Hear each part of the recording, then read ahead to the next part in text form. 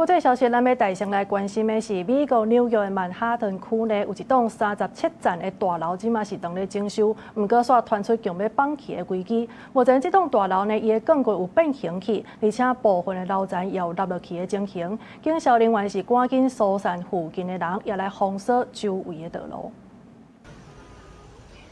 紐約曼哈頓第一大道、第三大道之間的東40街到45街，目前是全面封鎖，人甲車攏禁止出入。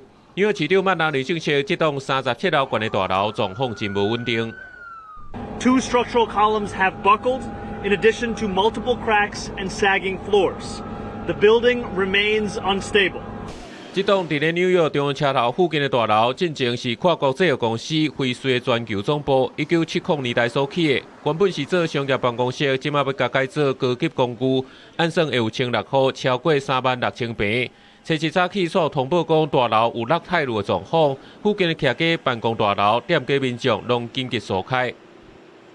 And since we arrived on the scene and put that in place, we have seen continual movement. It does mean that it is not yet stable. It is still a very serious and dangerous situation.